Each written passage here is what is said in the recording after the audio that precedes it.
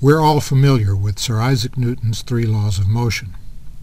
Newton's first law states that a body at rest remains at rest, and a body in motion remains in motion in a straight path unless a net force acts on it.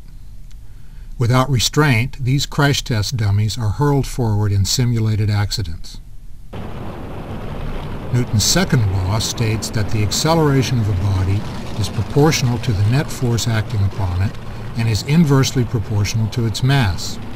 Drag racers need rapid acceleration off the starting line in order to win a race. In more familiar terms, the net force equals mass times acceleration, F equals ma. Or more properly, the net force equals the time rate of change of the linear momentum of an object. Newton's third law states that when a body exerts a force on a second body, the second body exerts an equal and opposite force on the first body. The force that propels this rifle bullet acts in reverse on the gun, causing recoil. All three of Newton's famous laws apply as well to fluid flows as to solid objects. In fact, Newton's laws are the foundation of fluid mechanics. In this CFD simulation, three solid spheres fall through a pipe full of fluid. The solids exert forces on the fluid, and the fluid exerts equal and opposite forces on the solids. Both the solid spheres and the fluid particles accelerate due to these net forces acting on them. When an object generates a lift force, as in this simulation of a fly flapping its wings, fluid particles are pushed in the opposite direction, downward, due to Newton's third law of motion. We can see this downwash clearly when smoke makes the flow around a bumblebee visible, or the flow around a butterfly in flight.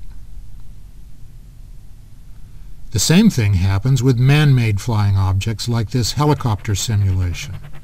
A lift force is generated on the rotor blades by the air, and at the same time the blades push the air downward. The footprint, so to speak, of the helicopter is produced by its downwash on the water surface below. In another example, the rocket engines of the space shuttle generate enormous thrust, based on Newton's second law, by accelerating fluid particles to high speeds in the direction opposite the shuttle's motion. When water flows through the spray nozzle suspended at the end of a garden hose, it imparts momentum to the outside wall of the nozzle and generates thrust when the water exits rapidly. The combined effects force the nozzle backward until there is enough strain in the hose material to cause an equal resisting force. When we stop the water flow, these forces relax and the nozzle returns to its original position.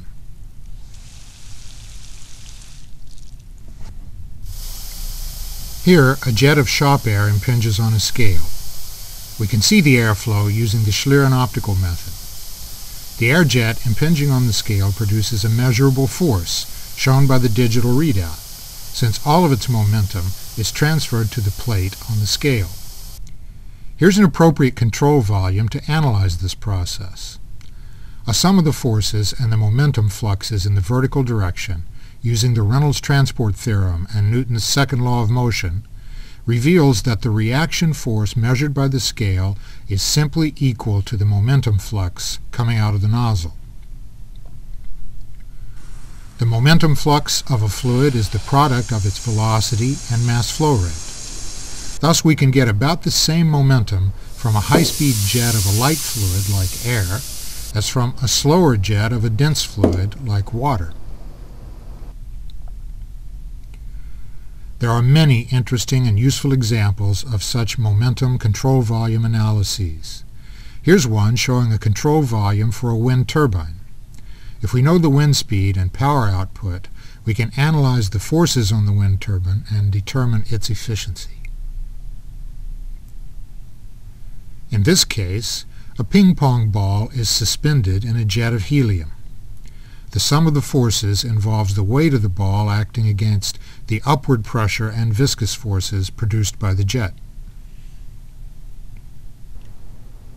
How does one know where to draw the control surface for a given problem? This comes with experience, but here's a simple example, a water faucet. We could draw a control volume that exactly surrounds the water flow, but analyzing it requires boundary conditions that are not easy to figure out. A simpler, overall approach is to include the entire faucet in the control volume and simply slice the flow perpendicular to the inlet and the outlet. Angular momentum transfer from solid objects to fluids is analyzed in much the same way as is linear momentum transfer. In this CFD simulation, a ball is spinning as it drops into a pail of water. It transfers angular momentum to the water, which begins to spin around inside the pail at the expense of a decreasing spin rate of the ball. This water sprinkler uses most of the incoming water momentum in the hose to spray the water on the lawn.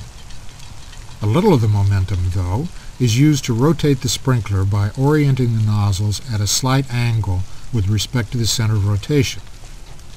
If one increased the angle, the sprinkler would turn faster. Old-style paddle wheel steamers are propelled by the blades of the paddle wheel pushing water backwards, which yields a forward reaction force. At terminal velocity, a parachute produces enough drag force to exactly equal the total weight of itself and of the person suspended beneath it. This centrifugal blower is a radial flow turbomachine. Air enters in the axial direction, turns radially through the blades, collects in the scroll, and discharges tangentially. Both linear and angular momentum are transferred from the rotating blades to the air in this complex three-dimensional fluid flow.